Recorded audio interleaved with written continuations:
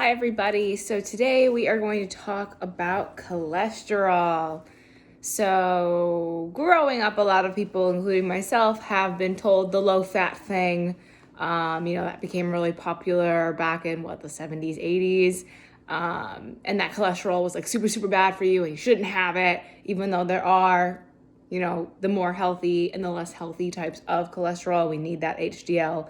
Actually, the higher that cholesterol is, the more protective it is with your heart health and just your overall body health. So let's talk about cholesterol. So cholesterol is a type of fat. It's a pearly white fatty substance and it can be found in all body tissues.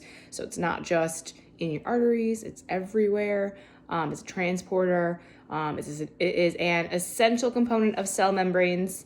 And it helps with a wide range of physiological processes, including metabolism and also human sex hormones. So for the metabolism thing, like especially if you have any thyroid issues, a lot of times we can't get, because thyroid also helps metabolism, but it's also a hormone. So we need the fat to help transport everything in and out of our cells and in and out of our organs to get to where it needs to go. So there's a bunch of things that can influence your cholesterol levels. Some also will influence your risk of heart disease. Exercise is going to lower it. Losing weight is going to lower it. Weight gain is going to raise it. Stress is going to raise it. So if you're chronically stressed, you have a lot of anxiety, make sure that you take some meditation techniques in with that. It's also going to fluctuate seasonally and change with body position, which is quite interesting. Just because, wintertime, it seems that everyone seems to just kind of slow down, but also eat like bigger, heartier meals versus in the summertime where we're eating lighter meals because we don't want to turn our ovens on or really cook because it's too hot. So things can really change up that way. And again, female hormones will affect cholesterol levels like diuretics, sedatives, tranquilizers, and alcohol. And just for those few reasons that I mentioned, that can change our cholesterol by 20 to 30% over the course of just a few weeks. So really, it can be very wonky. The cholesterol that we eat doesn't really have too much of an effect of the cholesterol in our bloodstream. That is more of like your overall cholesterol. We eat like both animals and vegetable fats are going to give us cholesterol. A lot of that is going to come from like oils.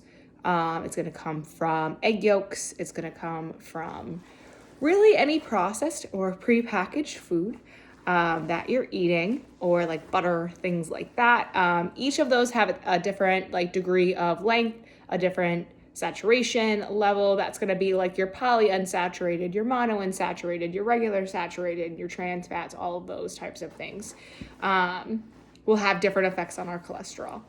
And the thing is with fats, again, we need them everywhere. Our brains are 70% fat. So in order to run those, we need to eat fat. So that way we can insulate our nerve cells. We can insulate the nerve endings in the body so we're not having any autonomic nervous system issues later on or even now. Again, fat is the primary component of all cell membranes. It is very, very, very, very, very, very, very, very important. I guess this should more be titled cholesterol and fat. But when we change up kind of the composition of what we're eating, so say we're eating like a lot of saturated and not a lot of unsaturated, or a lot of unsaturated and not a lot of saturated, it could potentially alter like the permeability of cells. So like it could make it harder or easier for things to get in and out. And we don't want to make things harder. We want to make them easier. So that way we just flow in our homeostasis. And that way things can transport easily. So like blood sugar, proteins, again, hormones, bacteria, viruses, tumor-causing agents in and out of the cell. We don't want tumor things or diseases or viruses just staying in our bodies.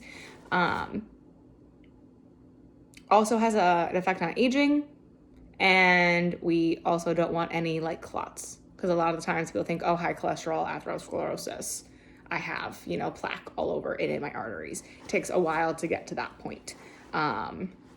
And again, sometimes it's mainly based on genetics.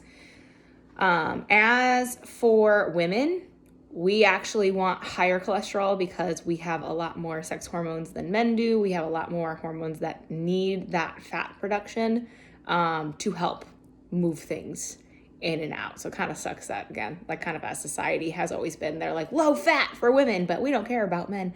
And it also, a lot of the studies that are done on cholesterol and fat are done in men and not in women. So the few that have been done, it's been shown that they actually lived longer the higher the cholesterol they had as women. So that is just kind of a takeaway. With that, lowering cholesterol by diet, it may help prevent heart disease for a few select individuals. But the thing is, it also might raise susceptibility to other diseases like stroke and cancer. Again, just because our brains are made of that fat. If it's not getting that fat, it's not going to work and it's going to cause issues. So that's kind of just how cholesterol and fat work in our bodies.